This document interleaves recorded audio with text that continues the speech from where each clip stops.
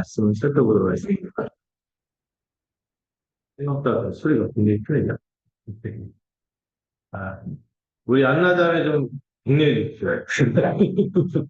예배 시간에 가족들도 권사하고 막 이렇게 하다 보니까 또 엄마로서 아침에 일찍 서둘러서 또 쉽지 않아요. 대부분 다 그렇지만은 예, 저도 가끔 헷갈리지 않습니까? 네, 제 탓입니다. 예, 아유, 자, 우리 마태복음 24장 3절부터 28절까지 제가 한 절 읽고 여러분들이 한 절 읽는 식으로 교대해서 읽도록 하겠습니다. 제가 먼저 읽을까요? 읽겠습니다.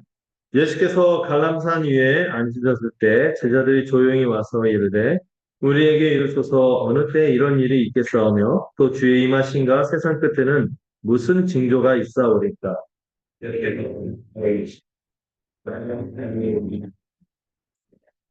많은 사람이 내 이름으로 와서 이르되 나는 그리스도 하여 많은 사람을 미혹하리라.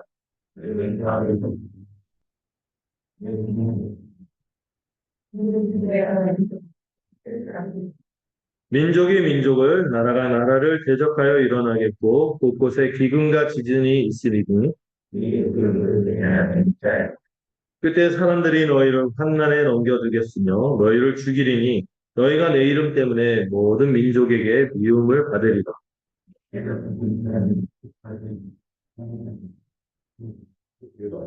거짓 선지자가 많이 일어나 많은 사람을 미혹하겠으며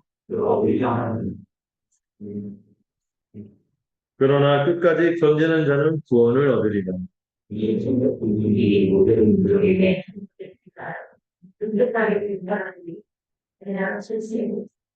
그러므로 너희가 선지자 다니엘이 말한 바 멸망에 가증한 것이 거룩한 곳에 선 것을 보거든 읽는 자는 깨달을진저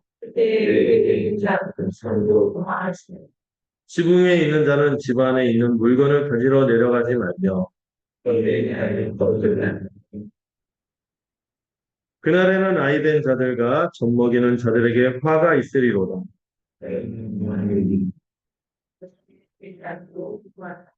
이는 그때 큰 환난이 있겠습니다. 창세로부터 지금까지 이런 환난이 없었고 후에도 없으리라.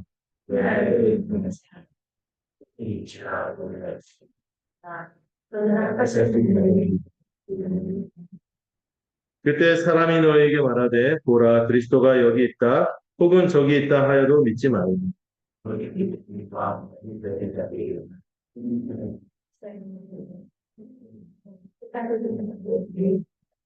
보라 내가 너희에게 미리 말하였노니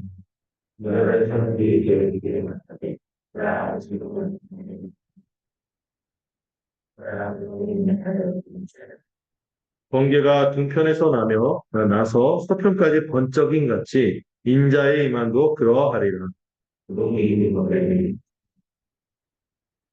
아멘. 네, 오늘 드디어 이 24장 3절부터 마태복음에 있는 예수님의 설교가 5편이 있는데요. 이 산상설교가 첫 설교고 중간중간에 설교들이 있고 이 예수님이 본격적으로 가르침을 행하는 설교 마지막 설교가 이, 이, 이 24장부터 25장까지가 예수님의 마지막 이 설교입니다. 이거를 이 감남산 설교라고도 하고요. 또 올리브, 강남이 강남유, 올리브, 이게 올리브거든요. 올리브산 종말 설교라고 하는 아주 유명한 종말에 관한 말씀이고. 저는 이 말씀을 딱 읽을 때 어떻습니까? 살벌하다, 신난다, 긴박감이 넘치고 긴장이 넘치고 하는데, 여러분 사실 이 종말 설교에 대해서 좀 많은 오해들이 있어요. 그래서 그 오해를 오늘 좀 뛰어넘고, 전에 옛날 기억나실지 모르겠지만 마가복음 때도 예수님이 성전 파괴에 대해서 말씀하시면서 이제 종말에 대해서 얘기하잖아요. 그때도 들었지만 우리가 이걸 가지고 너무 이제 두려워하거나 공포심을 유발하면서 이 말씀을 읽는다면 예수님의 의도하고 좀 다르게 이 말씀을 보는 것이라는 사실을 좀 기억했으면 좋겠어요. 이제까지 우리가 또 오랜만에 문자보고 하니까 좀 앞의 흐름을 다시 한번 짚어보자면, 네, 주님이 이제 예루살렘에 들어오셔서 이제 왕으로서 이 자기의 백성의 이 신앙생활의 중심인 성전에 들어가셨죠. 이 성전에서 주님이 보신 것은 뭐였습니까?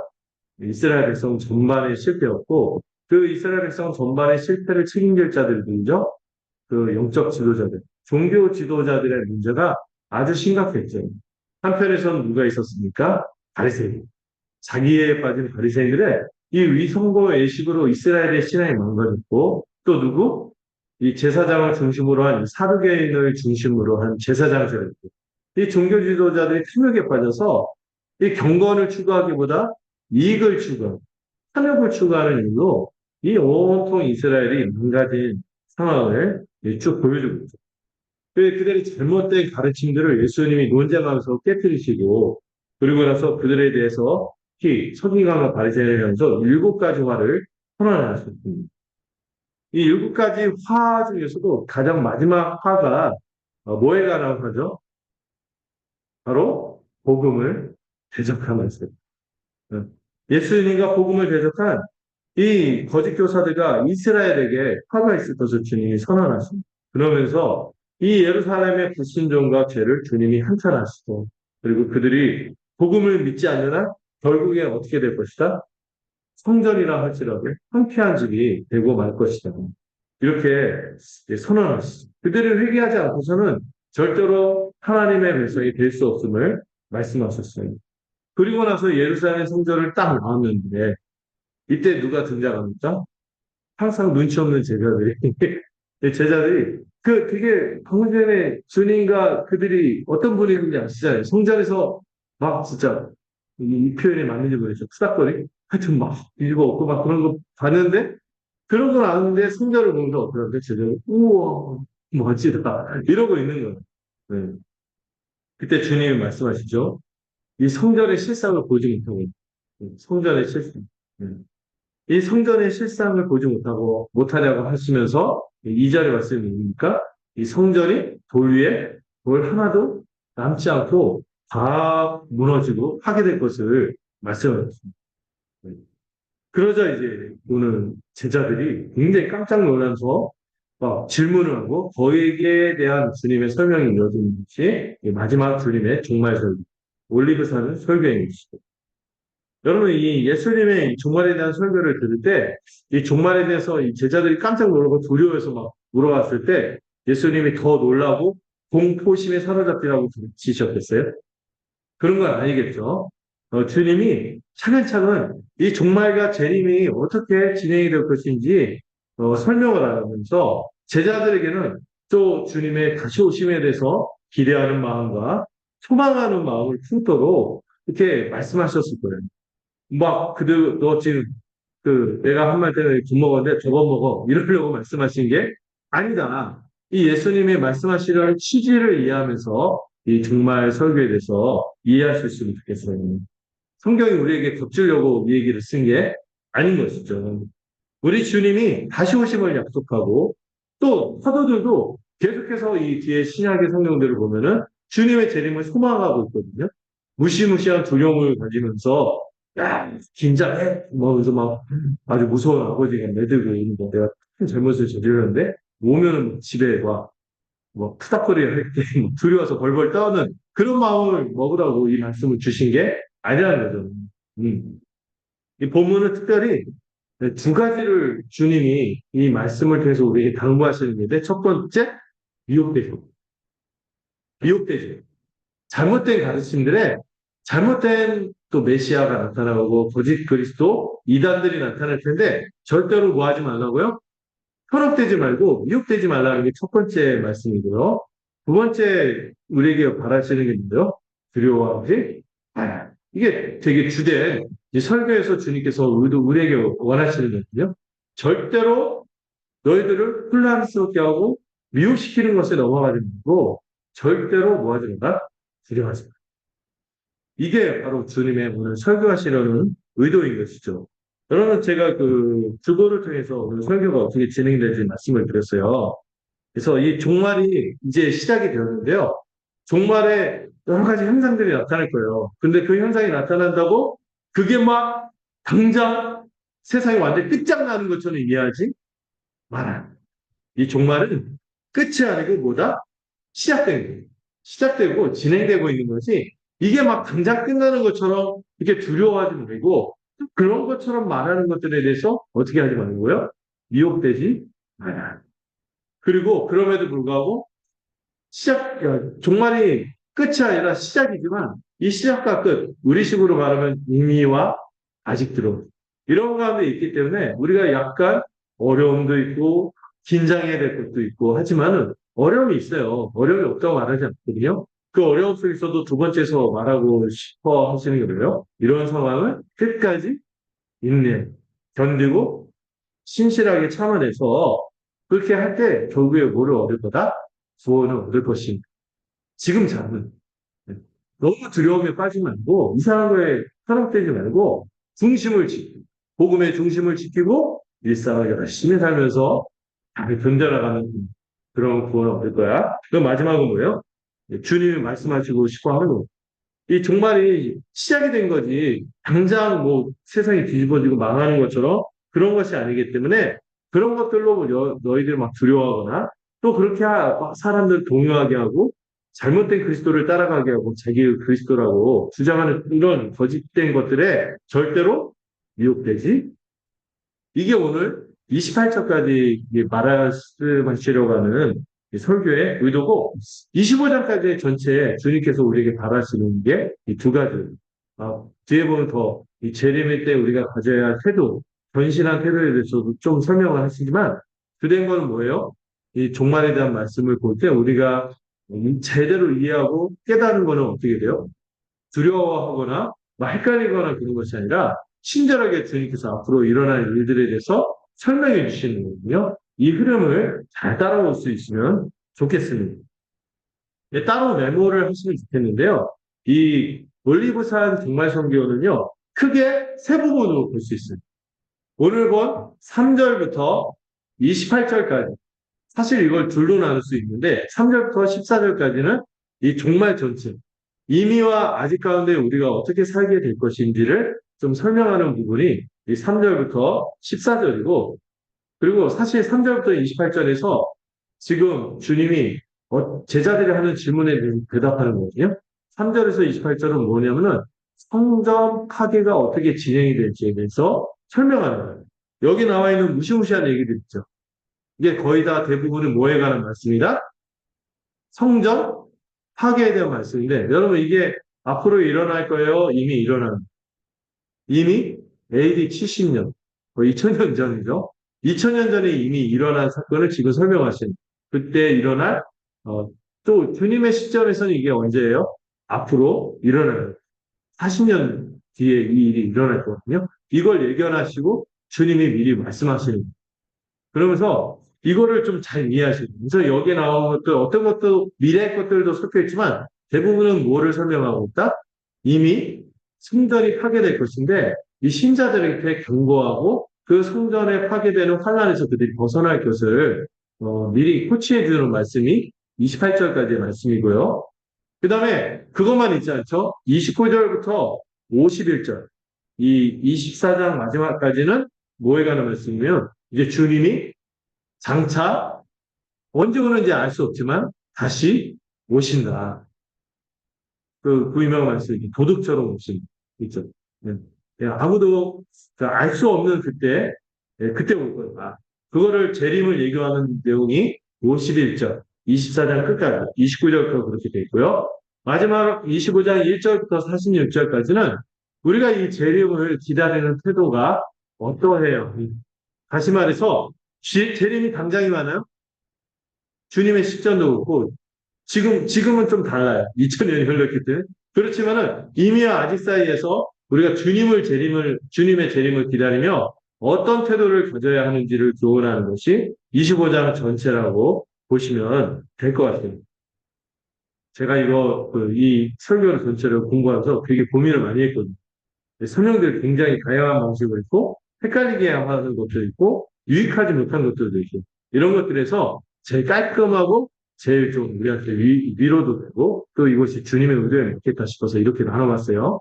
이런 흐름에서 오늘 주된 주제는 이 성전 파괴에 관한 이 말씀을 주님이 하시고 있다. 이렇게 이해하시면 됩니다. 그 중에서 3절부터 8절은요, 제자들이 이 성전이 파괴된다고 하니까 깜짝 놀란 거예요. 이 깜짝 놀라서 질문을 해요. 두 가지 질문을 던지네요. 두 가지 질문이 뭐예요? 제가 써놨죠. 이 성전이 돌 위에 돌 하나도 남지 않고 파괴되는 일이 언제 일어납니까? 어떻게 된 겁니까? 이게 물어보는 거고요. 두 번째 질문은 주님이 다시 오신다고 하는데 우리를 떠나서 이제 종종 주님이 떠나신다고 했거든요. 떠나시는데 주님이 다시 임하셔서 모든 것이 회복되는 이때가 언제? 이 세상의 끝, 이 완전한 완성이 되는 그 종말이 완성되는 그때가 언제입니까? 이 그 징조를 알고 싶습니다. 하고 물어본 거예요. 징조가 뭡니까? 징조? 징기스칸 동생을 알고.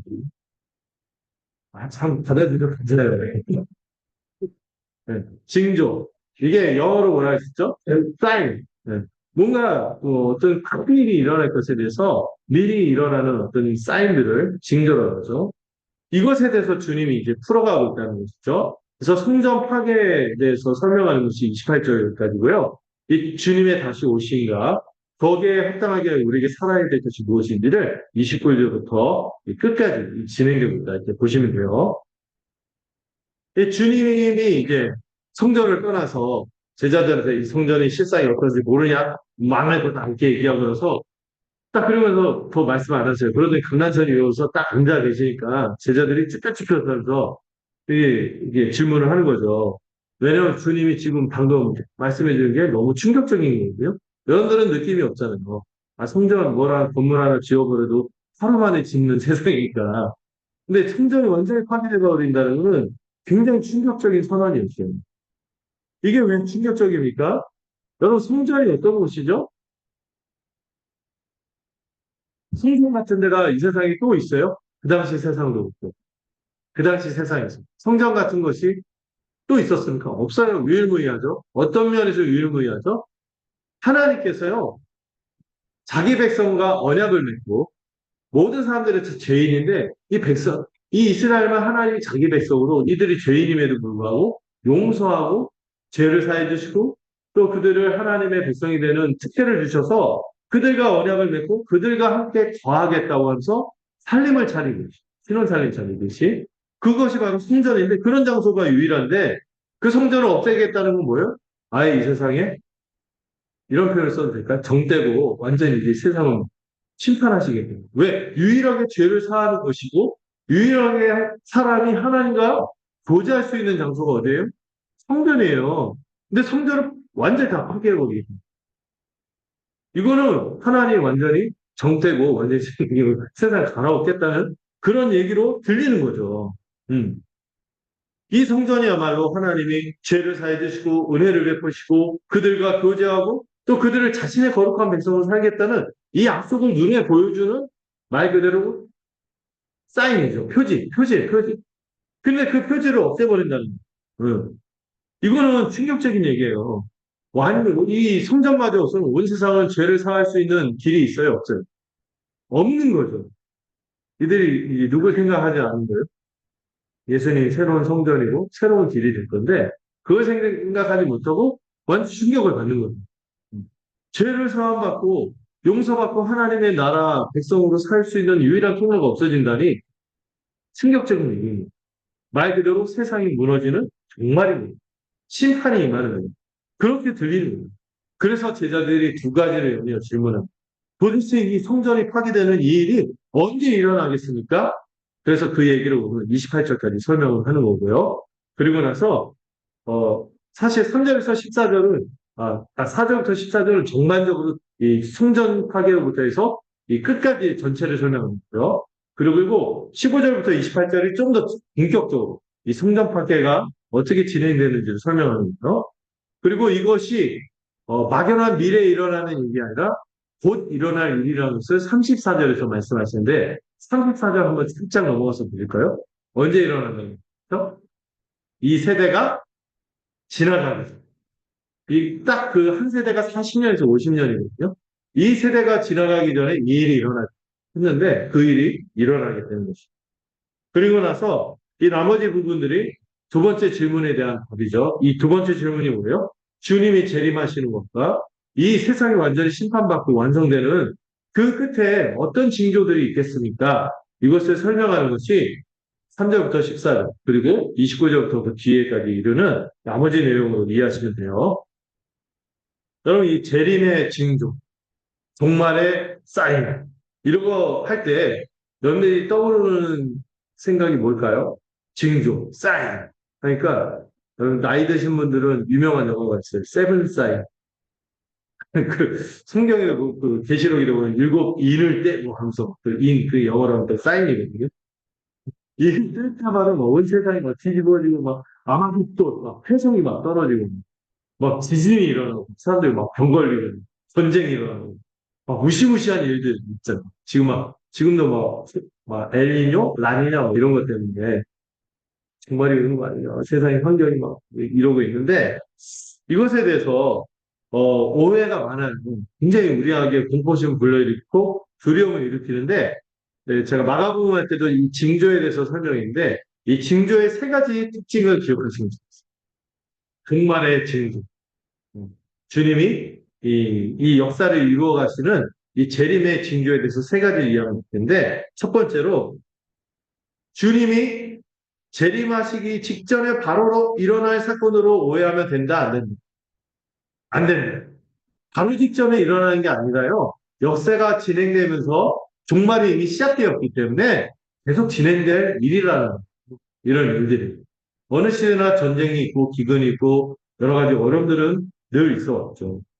소림과 재림 사이에 교회가 시작되고 나서 이 역사 전체 기간에 일어날 일을 이 징조라고 얘기하니까 무슨 갑자기 이게 어떤 특별한 사건이 일어나면 사람들이 갑자기 막 한국에 전쟁이 일어날 거야. 그러면서 막 이제 재림의 징조다. 그러면서 막 그래서 미국으로 가자. 그래서 이민시키고. 그런 일이 얼마 전에 있었어요. 이상한 어떤 여선지자, 자칭 여선지자가 막 그렇게 하고 사람들은 돈 모아서 미국으로 이민 가게 못 돌아가고 막 불편이 있는데 그런 식으로 이해하면 안 돼요. 바로 직전에 무슨 일이 일어나서 막 그런 것처럼 오해하면 안 되고 이 징조는 이 역사 기간에 전체에 일어나는 것을 얘기하는 두 번째 특징은요. 어떤 특별한 일이 이 징조 같은 일들이 일어난다고 해서 그 날을 통해서 주님이 오실 시기를 정확히 예측할 수 있다 없다. 없어요. 오늘 그 다음 주에 살펴볼 텐데 주님이 뭐라 했어요?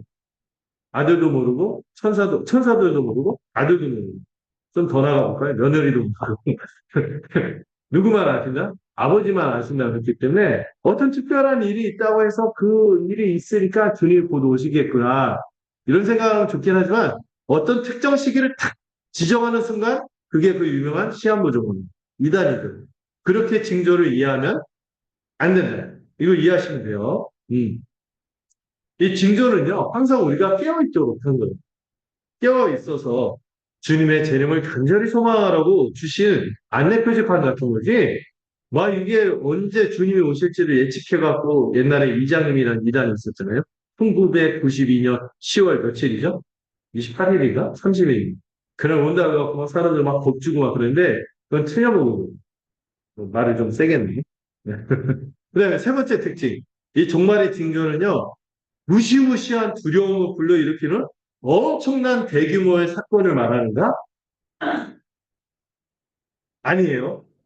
네, 그래서 여러분 그 가끔 그 종말에 관해서 이상한 사이비 종말, 이단적인 가르침들을 보면은 굉장히 공포심을 일으키는 막 그런 식으로 가르치면서 어떤 특정한 무시무시한 사건이 일어날 거라고 막 얘기를 해요. 특히 가장 대표적인 게 7년 대환란, 7년 대환란 이거 들어보신 분 그 마지막 주님이 재림하시고 나서 완전히 온 세상을 회복하기 전까지 그 기간 동안 7년이 있는데 그때 휴거 되지 못한 사람. 휴거도 사실 제가 여러분 저한테 배웠으면 얘기해요. 휴거 성경에 정확히 말하지 않고 오해하는 휴거는 없어요. 그 휴거하고 나서 7년 그 휴거되지 못한 미지근한 신자들 이 7년 대환란을 겪어야 돼요. 그러니까 열심히 믿어야 된다고 막 공포심을 심으면서 우리 약간 조작된 열심을 끌어내거든요. 그런 게 옳을까요? 공포심으로 열심을 조작하는 거는요. 그 사이비 종교가 하는 거예요. 그게 잘못된 거예요. 그리고 7년 전용 환란도 잘못된 그 개념 그런 거 성경에서 말하지 않습니다. 그 성경에 있는 상징적인 개념들을 잘못 오해해서 설명하는 거죠. 그리고 또 이런 오해도 있죠. 백투 예루살렘을 하면은 사람들이 이스라엘로 돌아와서 이스라엘이 다 회심하면은 그때 제3성전이라는 게 세워지고 그때 지상의 청년 왕국이 진행이 되면서 세계 정부가 등장합니다. 이런 얘기 들었을 거 무슨 삐라 같은 거 있죠. 그 유인물로 해서 무슨 유엔이나 뭐 무슨 뭐 옛날에 이유라고 다 이유가 해체됐죠. 그막 열불 행사 막 인위적인 어떤 세상의 어떤 정치적인 흐름을 보면서 이게 세계 정부다. 이게 막 주님이 오실 때 일어나는 일이다. 항상 갖다 붙였어요. 그리고 그 배후에 뭐가 있을 거다? 666, 베리칙 이런 거 받으면 안 된다. 어. 그래서 옛날에 놀이동산 이것도 그 666이라고 받지 말아요. 그 놀이동산 그 있잖아요. 보이지 않는 도장. 아, 저 많이 받았거든요. 저 그거 못 받나요? 그게 안 되는 거죠. 아, 그러면 666에 대한 오해도 베리칩 받으면 안 된다. 베리칩 받아도 괜찮아요. 예수 믿었는데 베리칩 받았다고 그거 못 받는다고? 이런 무슨 흥정대결 얘기가 있습니까? 그리고 뭐 대적 그리스도가 나타나는 막 이런 이상한 성경에서 그렇게 명시적으로 설명하지 않는 것들을 잘못 해석해서 막 무시무시한 일들이 일어나는 것처럼 이렇게 두려움을 불러일으키는 가르침들은 대부분 이 징조를 잘못 이해합니다. 이렇게 이해하십니다. 그래서 온갖 비정상적이고 음모론과 같은 얘기들을 떠올리면서 이 주님의 재림을 소망해야 되는데 이런 이상한 잡설 때문에 어떤 마음이 들어요? 주님의 재림이 내 때는 안 왔습니다. 저 솔직히 그런 생각 했거든요. 이게 총각 때. 결혼을 하고 주님 모셔야 되는데. 그리고 너무 나는 휴거가 안 될 것 같고, 7년 대환란을 못 버틸 것 같고, 솔직히 나는 미지근하고, 이게 신실하지 않은 것 같고. 이런 생각하면서 주님이 나중에 오셨으면 좋겠다. 나중에 자식을 낳으면 이 자식 때는 안 왔으면 좋겠다. 손주까지 얘기해요. 증손주 때 오면 좋겠다. 막 이런 시나리오를 막 돌렸다는 거예요. 이게 정상적인 걸까요? 교님이 재림과 종말에 대해서 설명할 때 그런 마음을 품으라고 그렇게 가르쳐 주셨을까요? 아닌 거죠. 그렇기 때문에 오늘 말씀을 잘 이해하셔야 돼요. 그래서 미혹하거나 뭐 하면 안 된다고 했어요? 주님은 두려워하지 말라고 했거든요. 이걸 중심으로 잡고 주님의 종말에 대한 가르침을 이해할 수 있으면 좋겠습니다. 여러분, 이 징조는요, 이 종말은요, 막 벼락치기처럼 갑자기 다가오는 게 아니라 이미 종말은 아직 안 왔어요. 이미 시작됐어요. 이미 언제? 2000년 전에 주님이 십자가였어요. 돌아가시고 부활하시고 승천하시고 성령이 임하시고 그리고 그 모든 사건이 종말이 시작된 신호탄이에요. 그리고 결정적인 게 이 종말이 시작됐으면 알려주는 환란의 큰 징조가 뭐예요? 오늘 말하는 성전 파괴 사건. 이 성전 파괴가 종말이 시작됐구나 하는 것을 알려주는 신호탄 역할을 하는 것이죠. 이걸 얘기할 때 교회의 역사가 2000년이 흘렀잖아요. 이 시기가 다 종말의 시기입니다. 마지막 때입니다. 그리고 제가 하나 더 헷갈릴까봐 좀 더 설명을 하지만 여러분 종말은 끝나는 것만 얘기하는 없어요. 끝나는 것과 더불어 시작되는 것을 같이 얘기하는 게 종말이거든요. 뭐가 끝나요? 옛 시대가 끝났다는 걸 얘기하는 게 종말이다. 이제 사단과 죄가 다스리는 이 예더니아의 시대, 예더니아 시대 때도 물론 하나님이 다스렸지만 이 본격적인 구원의 시대, 하나님 나라가 이 땅 가운데 심어지고 그것을 씨가 심겨지고 열매를 맺는 그 복된 교회 시대가 새 시대가 시작되는 것을 말하는 것이 종말이에요. 그리고 시작되었으니 이제 언젠가 다시 주님이 오시면 완성되겠죠. 그런 의미에서 종말을 이해하지 종말을 벼락치기처럼 막판에 막 이렇게 몰아치는 걸로 이해하면 된다 안 된다? 안 된다. 이것만 이해하면요, 여러분들 이 종말에 대한 이상한 가르침을 막 할 때 분별할 수 있을 것 같고요. 또 여러분들 오늘 분별할 수 있고 제가 좀, 예, 좀 잘 설명을 해보도록 해볼게요. 제가 좀 말에 조란 사람이지만 말이 좀 딸리는 사람이죠. 최대한 한번 해볼게요. 그래서 오늘하고 다음 주, 그리고 그 25장은 좀 쉬워요. 종말을 우리가 재림을 어떤 태도로 기다려야 되는지 얘기하는 건데, 오늘하고 다음 주에 여러분들이 좀, 일단, 총명탕이라도 드시고 오셔서, 잘 들어오셔서, 네, 들어주시면 좋겠습니다. 예, 정말 다시 한번 얘기할게요. 종말은 끝나는 것만 얘기하는 게 아니라 옛 시대가 끝나고 새 시대가 시작됐다는 것을 말하는 거다. 그리고 종말은 재림은 끝을 얘기하지만 종말은 뭐다? 전체 기간을 이야기하는 거다. 이거를 우리가 표현하는 유명한 표현이 이미와 아직상. 이걸 종말이라고 한다는 것을 여러분들이 아예 이거를 기억하세요. 공식처럼 이해하세요. 자, 자, 이제 좀 오늘 본문 한번 들어가 보도록 하겠습니다. 이 3절에서 8절에서 첫 번째 이 제자들이 이런 질문을 하고 주님이 이것의 징조에 대해서 얘기를 했죠. 그러고 나서 이제 4절부터 주님이 말하는 게 있는데 먼저 뭐 하지 말라고요? 유혹을 받지. 먼저 미혹을 받지 말라고 주의하라. 미혹을 받지 않도록 주의하라고 경계하고 있어요. 뭘 경계하냐면 많은 사람들이 누구의 이름으로 온다고요? 주님의 이름을 사칭해서 예수의 이름을 사칭하거나 혹은 예수의 이름보다도 뭐를 사칭할까요? 내가 새로운 메시아야. 어떤 사람 그 예수님 별명이 둘째 아담이잖아요. 둘째 아담이자 마지막 아담인데 통일교회 같은 경우는 문성명이 셋째 아담이에요. 신천지도 거의 이만희도 자기 셋째 아담이다 그런 얘기를 해요. 이런 식으로 자기 그리 메시아를 참칭하는 그리스도라고 자기를 막 자칭하면서 많은 사람을 미혹하게 될 거라는 건데요. 이게 오늘날도 계속 있고 역사 속에서도 계속 있었거든요. 이 가짜 그리스도, 거짓 그리스도가 안티크리스트라고 하죠. 이 적그리스도라고 하죠. 그리스도를 사칭하는 자들이 있었는데 당시에도 있었어요. 당시. 예수님이 승천하고 나서 이 성전을 파괴하기 전 사이에 그 40여월간에도 많은 적그리스도, 아니, 적그리스도가 더불어 이 자기가 그리스도라고 주장하는 이 가짜들이 많이 등장했어요. 사도행전에만 해도요, 드다와 유다라는 사람이, 드다와 유다라는 사람이 자기가 그리스도라고 주장했는데 결국에 막 망했다. 이런 얘기를 하거든요. 그러니까 예수를 비롯한 일당도 똑같이 망할 거다. 뭐 이런 얘기를 해요. 안 망했죠? 2000년간 번제예요. 그들은 가짜들은 이렇게 일어났다 망했는데 그런 사람 얘기를 하는데요. 그 사도행전에도 기록이 되는데 당시 유대 역사 문헌을 쓴 유명한 사람이 있습니다. 그리고 좀 제가 들어볼 수도 있고 여러분들이 잘 들어봤을 수도 있는데 요세푸스 들어봤나요? 요세푸스라는 사람이 아주 유명한 유대인 역사가인데 이 사람이요. 그 예수님 당시 그 상황을 많이 썼어요. 역사 기록으로. 이 사람 예수 믿는 사람 아니에요. 유대인인데 그 당시 사건들을 기록한 그 문헌이 있어서 그 상황을 이해하기 굉장히 좋은데요. 그 당시 그 과격한 열심당원들이요. 이 폭동을 일으키면서 혁명을 일으키면서 자기가 메시아, 자기가 그리스도라고 주장해서 이 선동을 하고 반란을 일으키는 일들이 굉장히 많이 일어났어요. 그런 일들이 자주 있었어요. 혁명을 일으키고 막 그랬었는데 그런 것들에 현혹되지 말라는 거죠.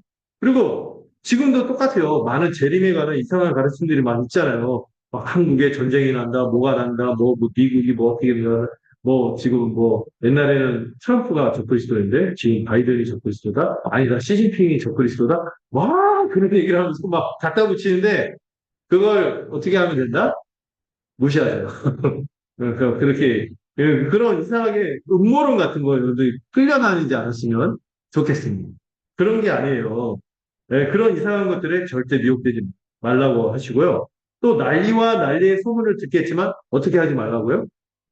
두려워하지 말고 놀라지 말고 얘기하고 민족이 민족 간의 전쟁이 있고 나라와 나라 간의 전쟁이 있고 곳곳에 기근과 지진이 생길 것인데 이런 일이 생기더라도 뭐 하지 말라고요?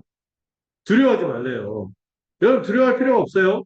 어떤 전쟁이 일어난다고 와 이때 막 세상 완전 망가지고 막 그런 건가 막 시나리오가 돌려갖고 뭐가 일어날까 이렇게 생각하지 말고 아 이런 일이 일어나는구나 하고 받아들이면 돼요. 예수님 당시에 예수님 승천하고 나서 성전 파괴 그 사이의 어간에도 뭐 수많은 국지전들이 있어요. 전쟁들이 있었고 또 기근도 실제로 막 임하고 그래서 막 그 예루살렘 대기근이 있어서 막 그 헌금도 모으고 그러잖아요. 대기근도 있었고 그런 일들이 있었어요. 또 여러 지진 사건도 이 역사 문화를 보면 많이 일어났어요. 그것 때문에 현혹돼 갖고 엉뚱한 그리스도를 따라다니고 이 예수님의 가르쳐 주신, 이미 주신 복음을 떠나지 말고 현혹되지 말라고 얘기하는 거죠. 근데 지금도 그런 일들이 계속 되고 있으니까 이 재난의 소식들이 진행되고 있는데 아까 얘기했죠. 징조는 어떤 특정 시기를 말하는 것이 아니라 이 전체 역사, 종말이 시작되고 나서 완성되기까지 계속 이런 일들이 있을 거라고 말하는 거라고 기억하시면 되겠어요. 그래서 여러분들 두려워하면 된다, 안 된다? 여러분 두려워하지 마세요. 고요하고 단정한 마음으로 신앙생활 하시면 됩니다. 어떤 것도 교회를 망가뜨리거나 우리 그 하나님의 백성을 흔드는 그런 일은 있을 사단이 우리의 마음을 공격하고 어떤 것들을 공격하고 한다 할지라도 교회는 흔들리지 않을 거예요. 주님 그 뒤에서 분명하게 그 보장하는 말씀을 하시거든요. 이건 보장하는 말씀이 뭐냐면은 이것은 재난의 시작일 뿐이지 끝이. 다시 말해서 우리가 두렵고 막 무서워하는 그 종말 있죠. 종말. 말세. 세상 완전히 끝장나는. 이게 그냥 시작된다는 것을 알려주는 것이지 그게 막 임박하고 끝나고 이런 것이 아니라는 거죠. 이런 잘못된 미혹과 재난이 있어도 미혹받고 두려워하지 않을 것은 이 재난의 시작일 뿐 끝이 아니라는 것인데 이 재난이라는 표현이 뭐냐면은 산통이라는 단어하고 비슷한 거예요. 산통. 여러분 산통 경험한 적이 있는 분들이 있고 뭐 저는 없지만 이 산통이 오면 어떻게 됩니까? 이게 당장 날 것 같지만 아프고 막, 막 이렇게 신체 변화가 일어나고 막 이렇게 찌릿찌릿하고 막 하지만 당장 아기가 났나요? 안 나요. 안 나오죠. 꽤 시간이 오래 걸리기도 해요. 어. 근데 그 집중이 있을 때마다 뭐는 알아요? 이제 아기가 태어나겠구나. 이거는 알게 되지만 이게 당장 그것이 있다고 해서 바로 태어나는 건 아니죠. 아니죠. 그런 거는 아니죠. 이게 시작이 되었을 뿐 끝은 아니다. 산통이 시작되었을 뿐 아직 아기를 낳은 건 아니다. 이렇게 비유하면 될까요? 그렇게 이해하면 되는 거죠. 예수님은요, 우리가 어떤 재난이나 거짓된 가르침, 이단들이 나타날 텐데, 그런 사람들이 잘못 이성을 그르치고 옳은 판단을 그르칠 때가 언제냐면은 두려움이에요. 두려움. 1992년 그 이장인 그때도요, 사람들이 그 공포심에 의해서 그 잘못된 이단에 빠졌고, 공포심에 의해서 무엇인가 붙잡고 매달리는 건요, 다른 신앙이 아니라는 것을 분명히 하셨습니다. 하나님의 은혜에 감격하고 그 은혜에 녹아져서 우리가 열심히 살아야지 정상인 거지. 뭔가 공포심을 적용해서 내가 지옥 갈까봐 막 내가 막 구원받지 못하고 어떤 환란을 당할까봐 그렇게 막 사람들을 몰아가고 믿게 하는 거는 주님은 절대로 그런 방식으로 우리를 믿도록 하시지 않거든요. 그런 방식으로 우리가 주님이 우리를 이끌어가시지 않는다. 여러분 사이비 종말론 사이비 종말론도 문제지만 제가 가끔 한 대, 두 대, 세 대, 세대주의. 이 세대주의가 문제거든요. 이 세대주의 종말론이 그렇게 공포심을 준 거죠. 이 종말에 대해서. 우리에게 이 종말의 징조를 말씀하시면서 주님이 말씀하고 한 거는 미혹되거나 두려워하지 말고 새 시대가 임했으니 이 새 시대의 백성답게 마음을 다잡고 신실하게 살아가고 이걸 말하고 싶은 것이 공포심에 빠지는 걸 원하지 않는 거죠. 이 위대한 새 시대가 이 성전 파괴를 시작으로 해서 주님이 통치하는 새 시대가 임했으니 그 시대에 걸맞게 신실하게 살아라. 이게 주님의 의도예요. 하루하루를 신실하게 살기를 원하는 거죠. 분명한 것은 이 사단의 권세가 패배하고 하나님 나라가 이제부터 강력히 역사가 될 겁니다. 이것을 바라보면서 여전히 우리 삶 속에 뭐가 있어요? 고난이 있을 거예요. 여기서 말하는 환란들이 있죠. 재난도 있고 여러 가지 어려운 환경들은 여전하지만 그 어려움에도 이제 9절부터 14절에서 말씀하시고자 싶은 거. 꾹 참고 낙심하지 않으면 신실하게 살면은 우리가 그 구원의 복락을 누리게 될 것을 축하하는 거죠. 이건 경륜이 결단하도록 하는 거지 공포심에 빠져서 무엇인가 열심히 하도록 한다? 이거는 잘못됐다는 것을 기억하시기 바랍니다. 저는 그래서 여러분 어디서 뭘 배우거나 뭘 접할 때 두렵게 하고 공포심에 하고 막 인위적으로 열심을 일으키게 하고 하는 것들은 대부분 가짜다 생각이. 성경은 그런 방식으로 우리를 설득하죠. 하나님은 우리를 그렇게 다루시지 않아요. 자, 9절부터 14절 한번 보시면은 이제 9절 한번 볼까요? 이 9절에 보면은 그럼에도 불구하고 우리가 명심할 게 있는데 또 우리가 마음을 다잡을 게 있는데 우리가 복음 때문에 뭘 받을 거다? 고난을 받을 거예요. 왜? 당장 완성될 것은 아니기 때문에. 이미 아직 사이에 있기 때문에 우리가 여전히 복음을 믿을 때 그 복음 때문에 대가를 치르고 희생을 치르고 헌신해야 되고 더 나아가서는 반대도 당하고 이런 여러 가지 환란이 세상으로부터 주어진다는 말씀을 하는 것이죠. 근데 여러분 이게 갑자기 몰아치기로 주님이 오실 때 그때만 그럴까요? 아니죠. 주님이 승천하고 성령이 임하고 교회가 세워진 다음부터 계속해서 핍박은 있었어요. 어려움이 있었어요. 근데 갑자기 막판에 7년에 막 몰아쳐서 하자? 그때 태어나서 무슨 죄예요? 그때 태어나서 무슨 죄예요? 그때 태어나서. 그 얘기가 아니라는 거죠. 매번 이런 환란이 있을 거라는 신자와 교회라면은 당연히 이런 환란이 있을 것을 명심하라고 주님은 말씀하십니다. 여러분, 복음을 믿으면요, 좋은 일만 있지는 않아요. 이 세상에서 아직 완성되지 않았기 때문에, 천국이 완성되지 않았기 때문에 고난을 받습니다. 이 세상 사람들이요, 이 복음을 미워요. 그래서 우리를 환란에 넘기고 죽이기까지 할 수 있다고 말하고 있어요. 예수님의 이름 때문에 모든 민족에게 미움을 받는다고 말하거든요. 여러분, 이 복음이 그런 면이 있습니다. 하나님이 택한 사람들, 하나님 자기 백성으로 삼기로 작정하시고 예정하신 사람들한테는 이 복음이 환영을 받아요. 몇 마디 안 했는데, 막 설명, 예를 들어서 복음의 기초, 한 시가까지 가르쳐야지 복음을 말했다는데, 한 이거 가르쳤는데, 믿을게요. 막, 뭐, 당황하고, 뭐, 성령의 역사에서, 뭐, 그런 일들이 있어요. 그런데 대부분의 사람들은 이 복음을 싫어하고 그러잖아요. 왜냐고요? 이 교만함, 자기의 이런 것 때문에 이 복음이 말하는 바가 뭐냐면은 당신은 아무것도 할 수 없어요. 당신은 죄인이라서 은혜가 필요해요. 그래서 하나님에게 거지 같은 마음을 먹어서 그냥 그분의 은혜를 구하서 이렇게 하는 방식이 사람들의 자존심을 상하게 하고 또 그렇게 복음을 믿고 살아가는 교회로 살아가는 삶의 방식이요. 세상의 방식과 충돌되기 때문에 세상의 교회를 핍박해요. 세상을 주로 사람들을 뭐로 좌우하냐면 두려움과 탐욕이라는 것으로 좌우하는데 교회는 그것에서 해방된 세력입니다. 두려움에서도 벗어나고 탐욕에서도 벗어나 있기 때문에 그런 것으로 이 신자와 교회를 주장할 수 없기 때문에 거슬려요. 요 그래서 더 미워하고 자기들에게 속하지 않고 자기들과 다르다고 이 사단이 배후에서 역사해서 세상의 교회를 핍박하는 일들이 생겨나기도 해요. 그래서 여러분들 실제 교회 역사 속에서 복음이 전해질 때마다 그냥 전해진 적이 없었어요.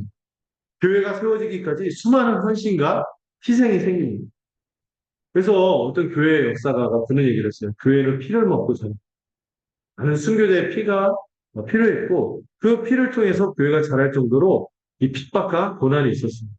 여러분 지금 우리 한국 교회 얼마나 그 규모가 큽니까? 세계적으로도 굉장히 규모가 크고 막 세계 선교도 1위를 감당하고 그렇게 규모가 요즘 많이 주춤하지만 얼마나 한국교회가 이 대단합니까? 그런데 여러분 이 한국교회도 처음에 복음이 들어와서 어땠어요? 조선 땅에 수많은 순교의 피를 흘렸어요. 유명한 그 토마스 선교사님. 성경책 전에서 읽어보지도 못하고 전하고 죽었는데 그 성경책 이사를 죽인 사람이 가지고 와서 읽고 회심하고 이런 놀라운 일들이 있었지만 어쨌든 많은 순교의 피가 있었어요. 우리 교회도 그런 과정을 그 조국 교회도 그런 과정을 거쳤고 그런데 여러분 생각하셔야 돼요. 우리도 마찬가지죠. 우리도 복음을 믿고 우리 교회가 복음적인 교회로 살기 위해서 애쓰고 수고하고 하는데 어떤 희생도 안 치른다고요? 어떤 번거로움이나 수고로움과 또 고민과 어려움과 갈등과 이런 게 없을까요? 있을 거예요. 있는 거예요. 이걸 감수하는 거죠. 여러분 오해하지 마세요. 복음 믿고 교회를 세우는 과정에서 고난을 주님만 당합니까? 우리는 어떤 수고도 없고 고난도 없고 희생이 없을 것이라는 생각을 하면은 이건 오해예요. 헛되이 기대입니다. 감수해야 돼요.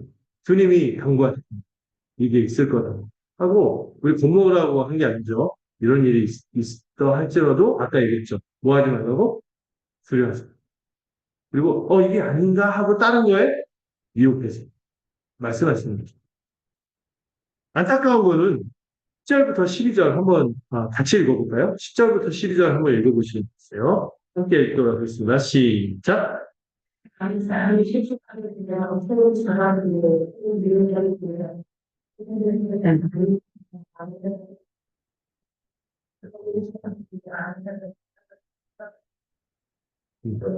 음, 12절까지. 자, 여러분, 이 10절부터 12절에 일어날 일은 9절은요, 세상이 교회를 향해서 어떻게 할 것이 얘기한 건데, 10절에서 12절은 어디서 벌어지는 게, 심지어 교회 안에서도 이런 일이 일어날 거라고 얘기하면서, 교회 안에서, 이거는 그 진짜 구원받은 공동체가 아니라, 눈에 보이는 교회 안에서도 이런 일들이 있을 거라고 말씀하시면서, 그런 일이 있더라도 우리가 두려워하거나 미혹되거나 심하지 말라고 말씀하시는데요. 이 복을 위해 당하는 고난 때문에 이런 일들이 생기는 거예요. 고난을 당하고 비용을 계산하고 헌신을 요구하고 희생을 요구하기 때문에 많은 사람들이 어떻게 돼요? 이것을 받아들이고 이 보화를 발견한 사람으로서 받아들이면 좋은데 어떻게 해요? 실족해요. 근데 여기서 실족한다는 게 예, 잠시 그냥 시험에 드는 것이 아니라 아예 잠시 넘어지는 것이 아니라 아예 복음을 떠나고 교회를 대적하는 배교를 뜻하는 말입니다. 음. 아예 가짜 신자들이요. 거짓 신자들이 복음을 떠나고 교회를 대적하는 이 배교가 일어날 것을 말하는데요. 이들이 떠나는데 그냥 떠나지 않아요. 어떻게 해요? 서로 다른 믿는 사람, 주의 뜻에 복음을 붙잡고 살아가는 교회를 해코지하고 넘겨주고가 고발해서 이렇게 막 어려움을 처게 하는 거죠. 이 교회를 대적하는 거예요.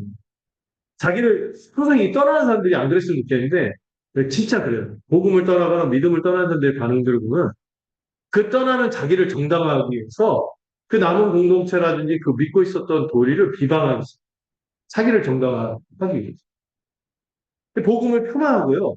교회를 비방하고 심지어 공격적인 태도까지 취하는 일들이 생기는 겁니다.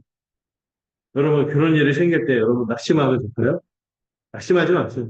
이런 일들이 있을 거라고 주님은 말씀하셨습니다.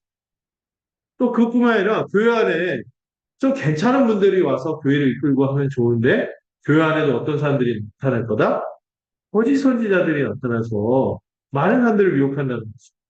여러분 제가 현대교회 진단과 우리 시대 교회 얘기할 때 막 탐욕을 부추기는 그런 잘못된 지도자들 복음이 아니라 율법주의를 조장하는 신비주의를 조장하면서 아까 얘기했던 사이비 종말론 같은 거 가르치는 뭐 이런 사람들이 나타나고 심지어 요즘에 어떤 정치 쪽으로 해갖고 막 교회를 그런 쪽으로 이렇게 하는 제이모 씨 이런 사람들이 있죠.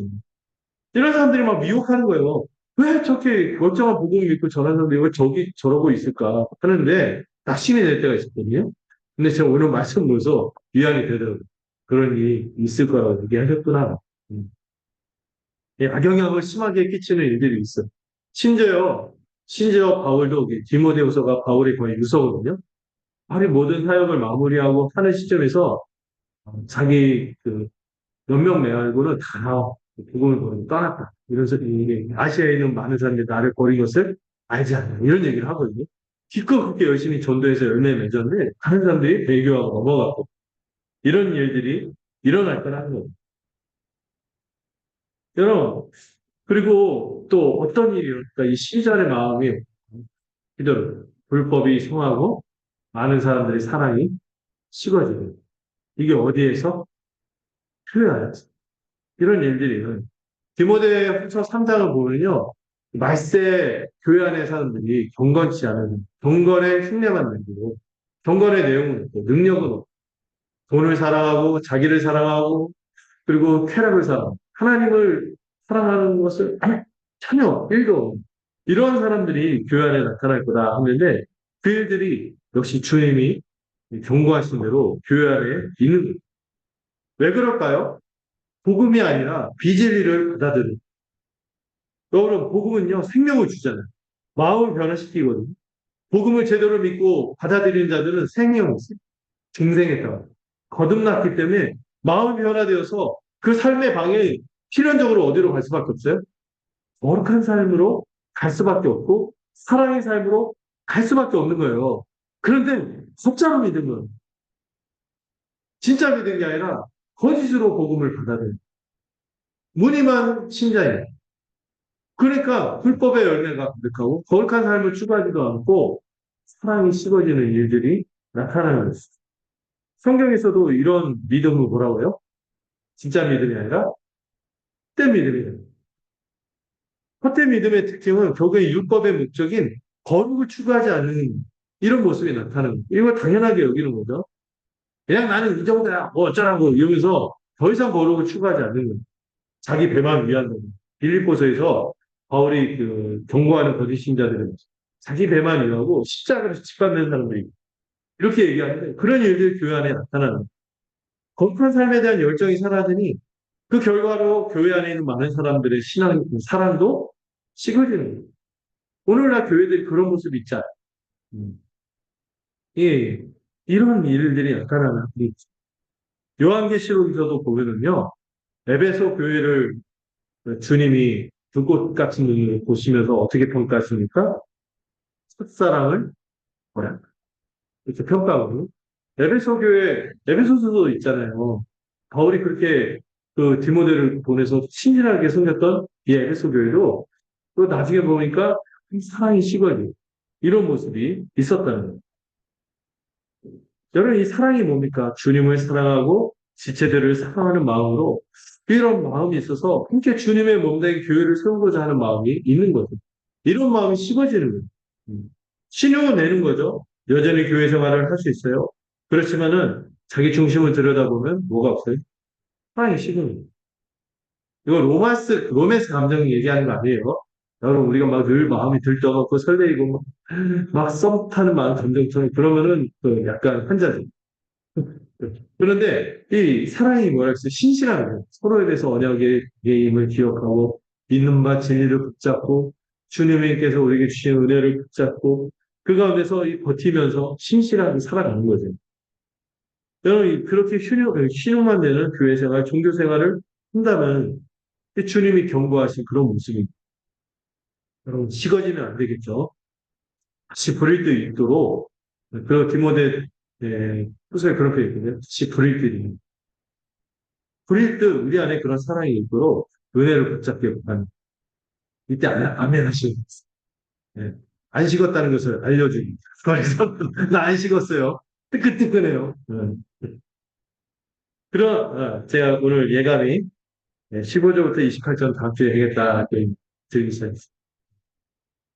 오늘 내용이요. 사실 이 3절부터 14절까지가 전체 종말에 대해서 전망하는 내용이고 15절부터 28절은 성전 파괴다. 그러니까 무시무시한 여기 내용들 있죠. 우리가 아까 읽었죠. 그거는 이미 일어난 일을 얘기하는 거. 그리고 좀 그 의미를 좀 다음 주에 더 살펴볼게요. 자, 그리고 마지막 14절 한번 읽어볼까요? 14절 읽어주시면 좋겠습니다. 시작. 우리 세상의 정말들이 그제 할지나 그게요. 아까 시작이 되었지만 아직 끝은 아니라 그래. 언제 끝이 온다 했어요?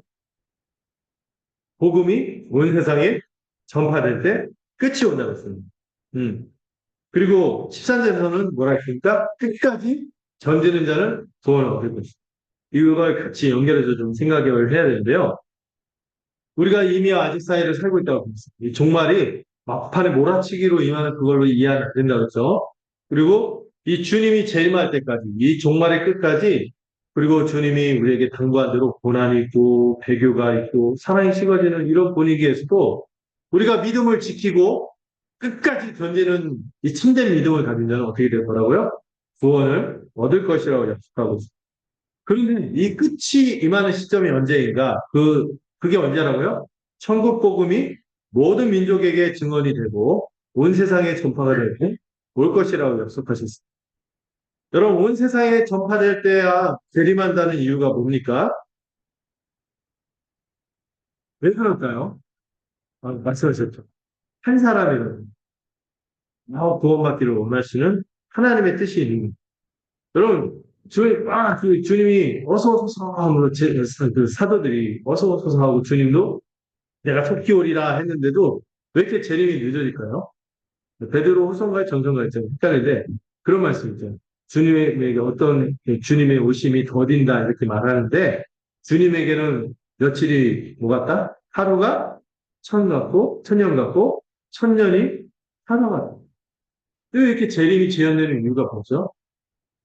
주께서는 한 사람에도 구원받기 위한 에스겔서에 그런 표현이 있거든요. 죄인이 자기 죄로 인해서 심판받아서 죽는 하나님은 기뻐하시지 않는다. 공의롭기 때문에 그 심판을 하셔야겠지만 그걸 할 때 하나님께서 속 시원해 무슨 이렇게 하지 않는다는 거죠. 뭐 아파한다는 거죠. 저는 자녀가 엇나가고 할 때 여러분들이 그 체벌하거나 때릴 때 있잖아요. 그 징계를 할 때 마음이 좋습니까? 좋고 막 즐겁던가요? 그렇지 않다는 거예요. 왜 그런데도 왜 그렇게 기다리십니까? 막 돌아오길 기다리십니까? 끝없이 인자하심, 오래 참으심. 이 긍휼의 마음이 있기 때문입니다. 더 많은 일을 구원하시고자 하는 이 하나님의 열망이 있기 때문입니다. 자, 여러분들, 우리가 첫 번째로 이 종말의 교훈을 받으면서 우리가 기억해야 될 것은 뭐라 했어요? 미혹되지 말고 두려워하지 말아야 되는데, 그리고 이 종말을 견디는 자세에 대해서 뒤에서도 말씀하겠지만은, 이 끝까지 견디는 자의 자세가 뭐냐 하면은, 복음을 믿고 이 간직하고 신실하게 살아갈 뿐만 아니라, 고난을 견디면서 뭘 하라? 이 끝이 언제 온다 했어요? 복음이 다 전해져. 많은 사람들이 이 회복이 되는, 이 구령이 되는 그 일을 위해서 복음을 전할 때까지 우리가 사명을 감당하라고 이 말씀을 하시는 거죠. 지금을 마지막 때로 여기며 고난을 감수하고 복음을 믿으라는 거죠. 그리고 여러분, 우리가 신앙생활하고 하다 보면요. 좀 마음 아픈 일들이 생겨요. 믿은 줄 알아. 아닌 경우들이 생겨요. 음. 믿음을 떠나는 일들이 생기고 그런 일이 있을 때 여러분 이상히 여기지 하십시오. 음. 아, 그런 거 할 때, 하나님 구원하기로 했다가 취소하나? 이런 생각하면 된다, 안 된다? 아니죠. 하나님 구원하시기로 하는 분은 결코 그 구원하기로 한 그 영혼을 절대로 포기하지 않으시고 절대로 그 완성에 이르도록 이끌어 가시니 다만 정말 믿음, 참된 믿음 이걸 점검을 해야 됩니다. 그리고 거짓 가르침에 흔들리지 않고 복음을 믿고 새 생명을 얻은 자답게 거룩한 삶을 살아가야 하는 것이. 그리고 여러분 제가 또 이 본문을 보면서 참 이 표현이 좀 마음에 와닿았어요. 사랑이 식어가면 안 되겠구나. 사랑을 어떻게든 브리트 일도록 해야겠구나.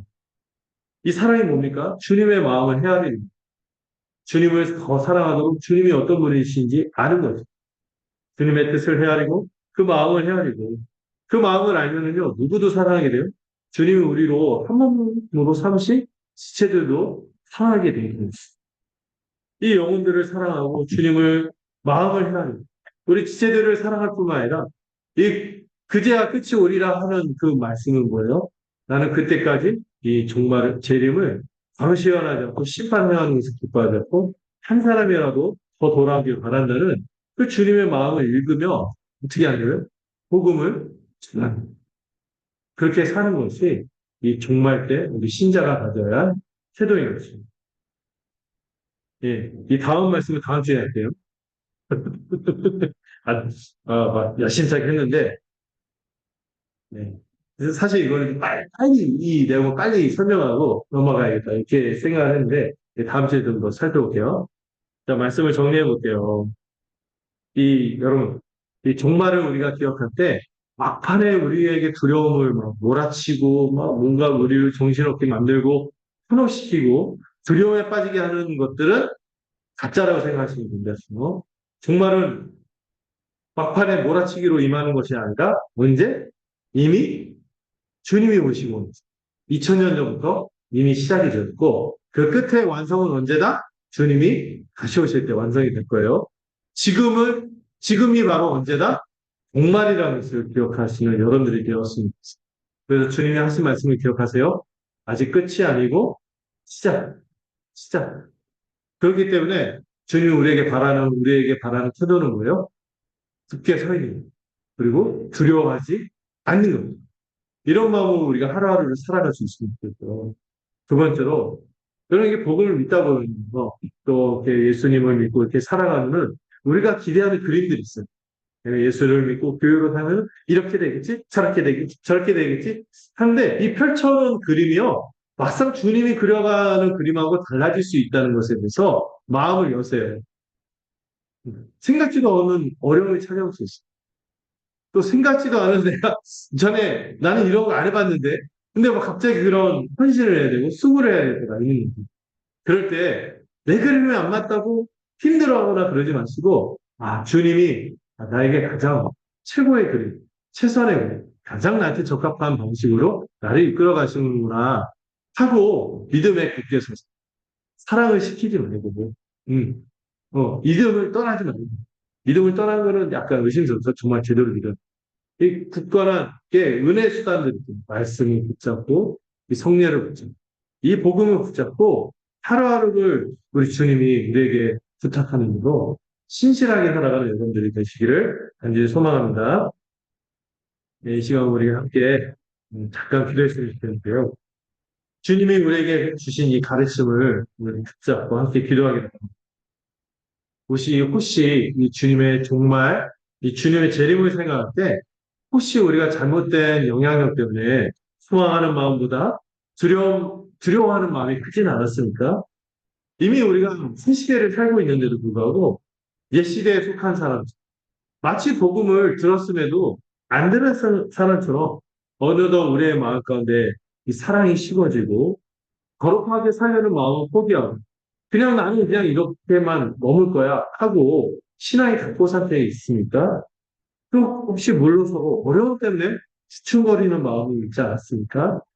이 시간 우리가 다시 복음을 붙잡고 시 주님이 우리에게 약속하신 이 소망들을 붙잡고 오늘 하루하루를 다른 재림을 맞는 신자의 때로 신실하게 살아가는 우리가 되게 해달라고 함께 기도하는 시간을 갖고 제가 기도하도록 하겠습니다. 기도하겠습니다. 하나님 아버지, 저희도 주시옵소서. 주님의 재림을 날마다 소망하고 마라나타 주여 어서 오시옵소서.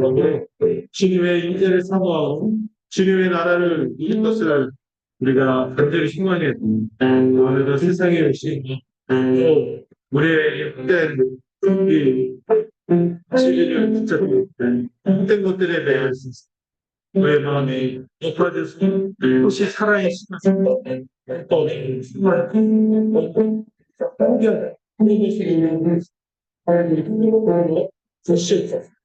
주님께서 우리에게 주신 주님을 위로 만나고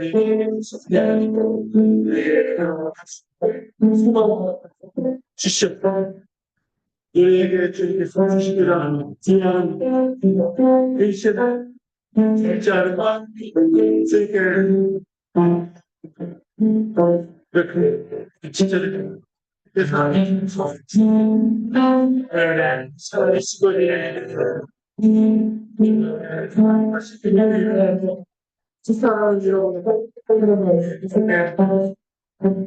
이 신선하게 우리 다시 깨우쳐 우리 순간들에 대해서 주시고 인도하시고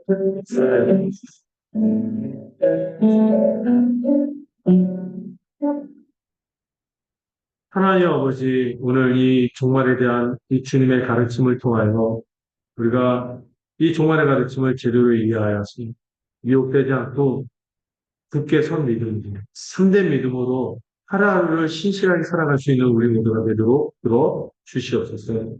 잘못된 가르침과 잘못된 인상으로 우리 주님의 재림을 간절히 열렬히 기대하고 소망하게 되다 막연한 두려움으로 회피하는 마음이 있지 않습니까? 주님이 재림의 때에 합당하게 우리가 어떻게 살아야 될지 우리에게 분명하는 말씀을 잊어버리고 이런 헛된 미혹이나 두려움에 빠져서 우리 신앙이 중심을 잃고 흔들리는 모습이 있지 않습니까?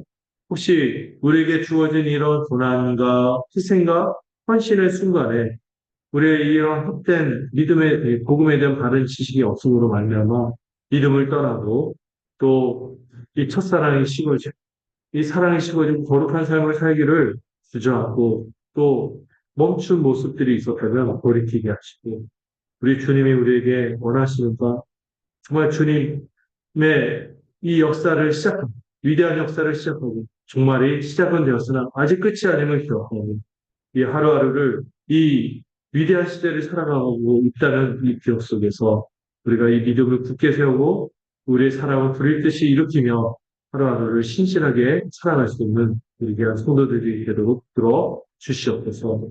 우리의 신앙의 동기가 잘못된 열심으로 헛된 공포와 두려움이 아니라 이 복음의 은혜에 따른 정상적인 감격과 감동에 따르는 것인 것을 우리가 알게 하시고 혹시 우리 안에 이런 은혜에 대한 감격과 감동이 사라지고 있다면 다시 한번 은혜의 수단을 붙잡고 말씀 붙잡고 기도하며 주님께서 우리에게 허락하신 은혜의 수단들을 우리가 온전히 누릴 수 있도록 끌어 주시옵소서. 이를 위해서 주님께서 우리에게 교회를 허락하심을 믿습니다.